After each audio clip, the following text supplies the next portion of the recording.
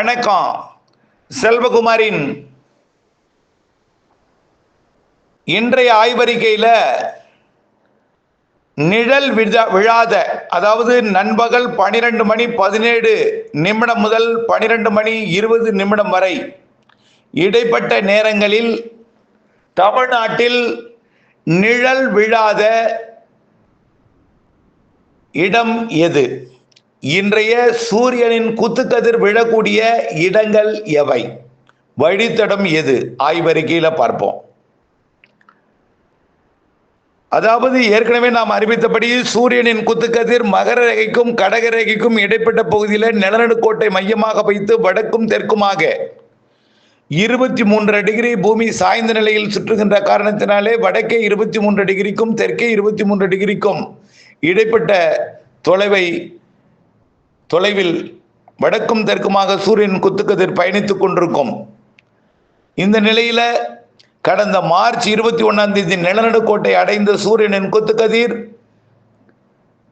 April 10 Kumari முனையை தொட்டு நேற்றைக்கு ஏப்ரல் 13 தூத்துக்குடி மற்றும் திருநெல்வேலி, அபிஷேகப்பட்டி மற்றும் கேரள பகுதிக்குள் சூரியன் குத்துக்கதிரை விட செய்தது.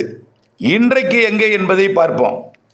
இன்றைக்கு இலங்கையோட திரிகோணமலை மற்றும் அதனை ஒட்டியுள்ள பகுதிகள் தொடங்கி தமிழ்நாட்டிலே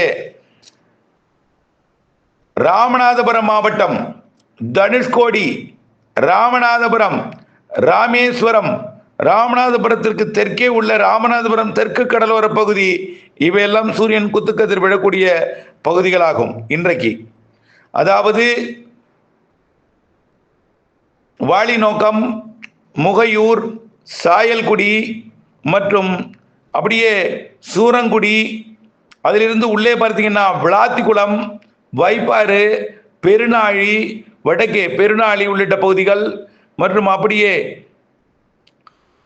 முத்துலாபுரம், எட்டயபுரம், எப்போதும் வென்றான், குறுக்கு சாலை, கடம்பூர், கோவில்பட்டி மற்றும் கழுகுமலை, திருவேங்கடம், தேவர்குளம், கயத்தாறு, அதற்கு வடக்கே சங்கரங்கோவில், இதன் இடைப்பட்ட பகுதிகள் திருவேங்கடம், வாசுதேவநல்லூர், புளியகுடி, கடையநல்லூர், சுரண்டைக்கு வடக்கே உள்ள பகுதிகள், தென்காசிக்கு வடக்கே உள்ள பகுதிகள், தென்காசி, சுரண்டை உட்பட பாவூர் சத்திற்கு வடக்கே உள்ள பகுதிகள்லாம் இன்றைக்கு சூரியன் குத்துக்கதிர் விழக்கூடிய பகுதிகளாகும்.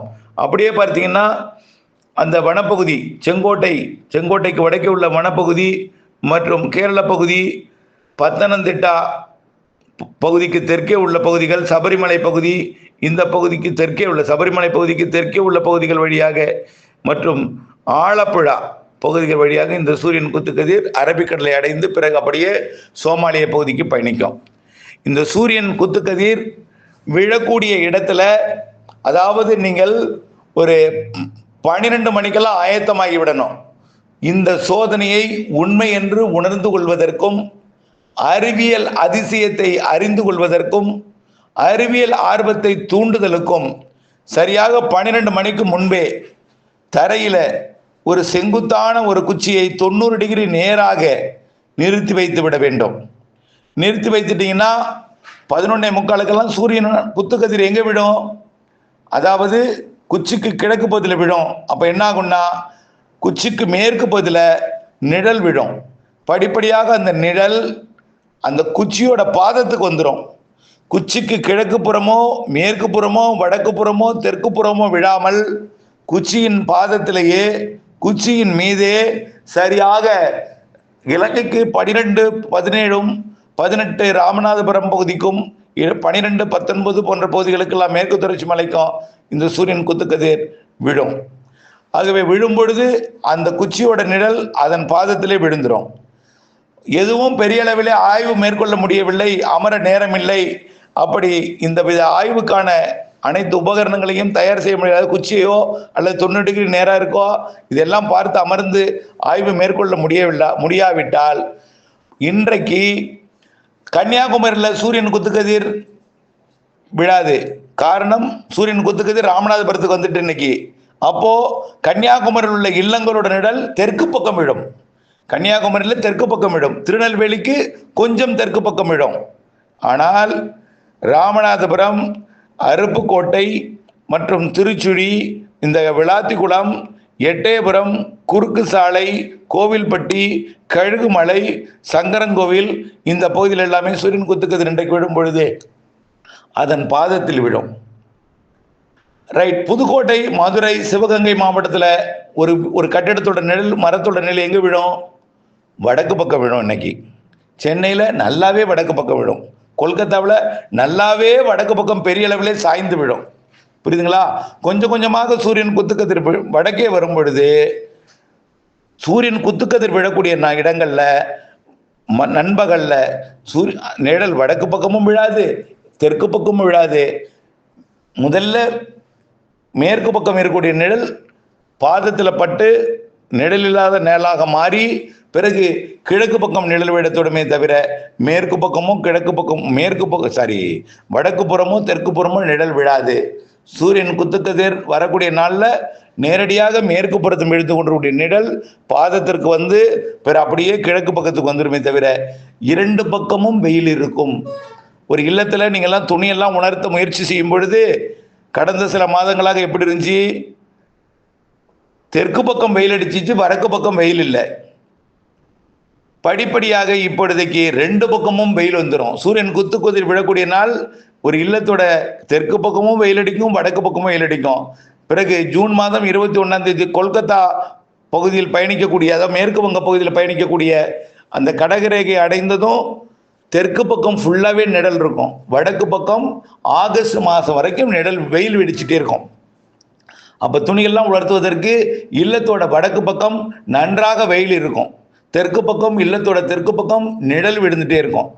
ஆகஸ்ட் மாதம் 3வது வாரத்திலிருந்து தெற்கு பக்கம் வெயில் விட தொடங்கும், வடக்கு பக்கம் நிழல் விட தொடங்கும்.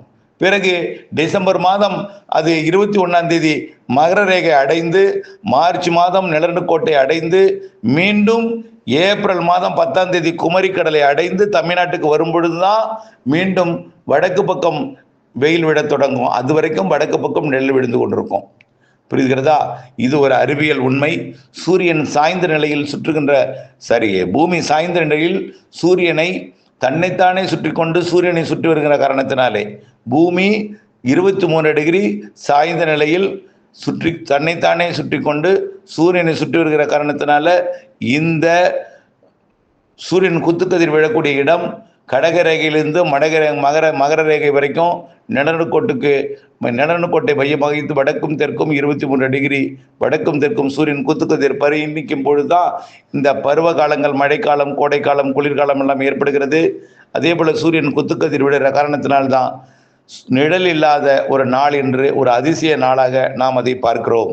இன்றைக்கு ஆய்வு மேற்கொள்ள வேண்டிய இடங்கள் ராமநாதபுரம், சூரியன் குத்துக்கதிர் விடக்கூடிய இடம், ராமேஸ்வரம், தனுஷ்கோடி, மண்டபம் மற்றும் ராமேஸ்வரம், ராமநாதபுரத்திற்கு தெற்கே உள்ள பகுதிகள் எல்லாமே சற்று வடக்கு புறமும் தொண்டி வரை கூட எடுத்துக்கலாம்.